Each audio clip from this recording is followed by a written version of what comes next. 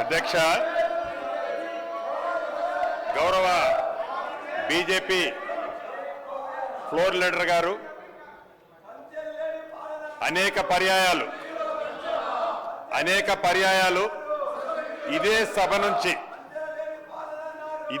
నుంచి ధరణిలో జరిగిన అనేక అవకతవకల గురించి ధరణిలో జరిగిన అవకతవకలతో పాటు ఏదైతే తెలంగాణ రాష్ట్రం ఏర్పడిన తర్వాత 2020 చట్టాన్ని తెచ్చి ధరణిని ఏర్పాటు చేసి ఈ ధరణి ద్వారా ఆనాటి పెద్దలు ఏవైతే తప్పులు చేశారో ఆ తప్పులు సైంటిఫిక్ గా శాస్త్రోక్తంగా విచారించాలని విచారించి ఎవరి మీద కక్షపూరితమైన ఉద్దేశపూర్వకంగా చర్యలు తీసుకోవద్దని గౌరవ ముఖ్యమంత్రి రేవంత్ రెడ్డి గారు గాని కేబినెట్ సహచర మంత్రులు గాని మిగిలిన ఇందిరమ్మ రాజ్యంలో ఉన్న ప్రజాప్రతినిధులు గాని ఏ రోజు అనుకోలేదు అధ్యక్ష.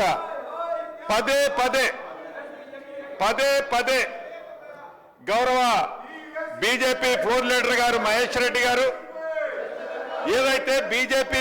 ఏదైతే ఈనాడు ప్రధాన ప్రతిపక్షంలో ఉన్న బీఆర్ఎస్ పార్టీతో ఏదో మీకు లోపాయికారు ఒప్పందం ఉన్నది అనేటట్టు పదే అనటం జరుగుతుంది అధ్యక్ష.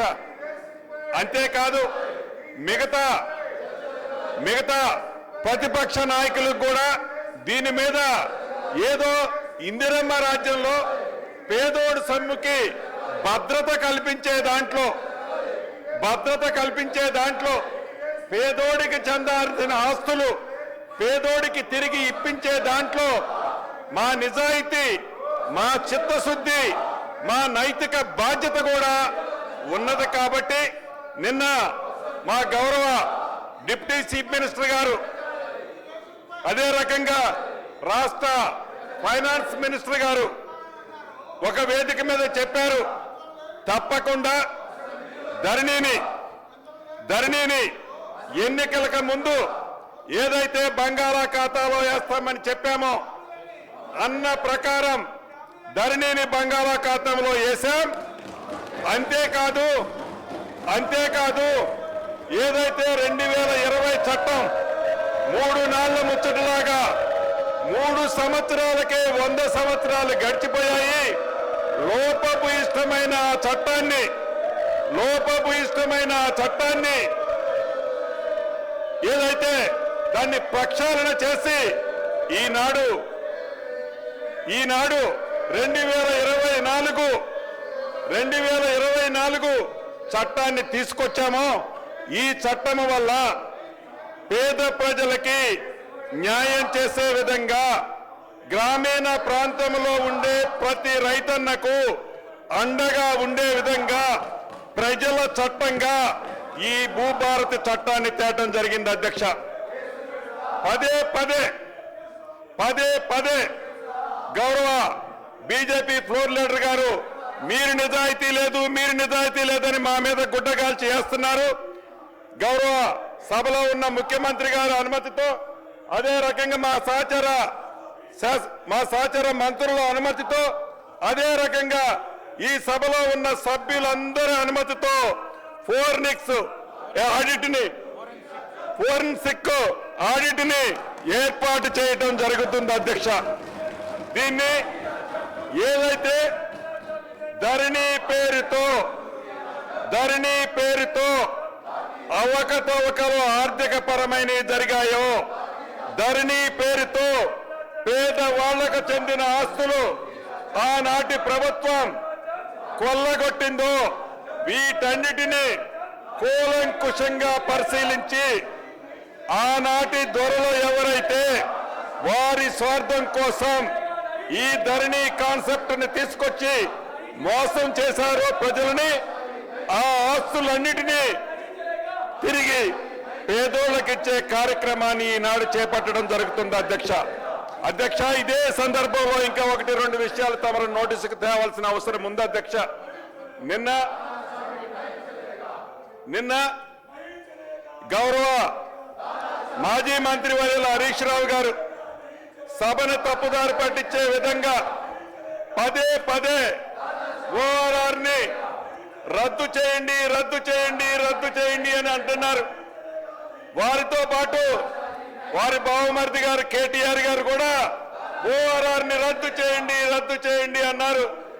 ఆ సభలో గౌరవ ముఖ్యమంత్రి గారు ఉన్నారు, మేమందరం కూడా ఉన్నాం. వారి సూచనల మేరకు వారి ఆలోచనలకు అనుగుణంగా ఏదైతే వారు ఉబలాట పడుతున్నారో ఒక అగ్రిమెంట్ ని రద్దు చేయాలి అంటే దాని మీద ముందు విచారణ జరగాలి అధ్యక్ష.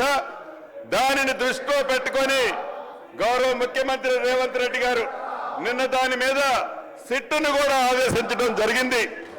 అంటే ఇందిరమ్మ ప్రభుత్వం యొక్క చిత్తశుద్ధి, ఇందిరమ్మ ప్రభుత్వం యొక్క నిజాయితీ ఏంటో ఒక్కసారి ఆ ప్రతిపక్ష నాయకులు అర్థం చేసుకోవాలి అధ్యక్ష. ఇంకొకటి కూడా దృష్టికి తేవాలి అధ్యక్ష.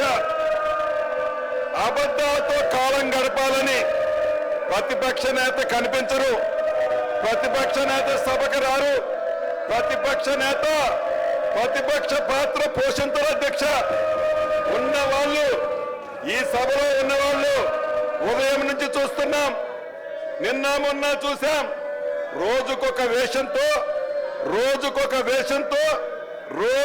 డ్రామాలు చేస్తూ ఈ సభని అబద్ధాలతో ఆ 10 సంవత్సరాల అబద్ధాలతో ఎలా అయితే పరిపాలించారో ఇప్పుడు ప్రతిపక్షంలో ఉన్నప్పుడు కూడా అదే రకమైన అబద్ధాలతో జనాలని మళ్లీ మభ్యపెట్టాలని చూస్తున్నారు అధ్యక్ష. ఒకటి నిజం, ఏదైతే ప్రతిపక్ష పాత్ర పోషించాల్సిన ప్రధాన ప్రతిపక్ష నాయకుడు ఎప్పుడూ సభకు రాడు అధ్యక్ష, కొంతమందిని ఇడికి పంపిస్తాడు, రౌడీల్లా గూండాల్లా ఈ సభలో ప్రవర్తిస్తుంటారు. ఎంత దురదృష్టమో చూడండి అధ్యక్ష, ఏ రకంగా ప్రవర్తిస్తున్నారో చూడండి అధ్యక్ష. ప్రతిపక్షం అంటే విమర్శించడమే ప్రతిపక్ష పని అన్నట్లుగా ఎలా విమర్శిస్తున్నారో, ఎలా నడుచుకుంటున్నారో తమరు ఒక్కసారి చూడండి అధ్యక్ష. ఇందాక మీరు చూశారు, ఒక దళిత స్పీకర్ గారు కూడా ఉన్నారని గ్రహించకుండా మీ మీదే పుస్తకాలు ఇసిరేశారు. నన్ను మ్యాన్ హ్యాండిల్ చేయడానికి ఇదే సీటు దగ్గరకు వచ్చి బెదిరించబోయారు అధ్యక్ష.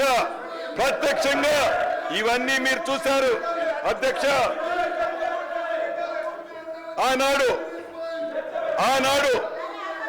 2014 రాష్ట్రం ఏర్పడటానికి ముందు ఎన్నికల్లో 2018 ఎన్నికల్లో ఆనాటి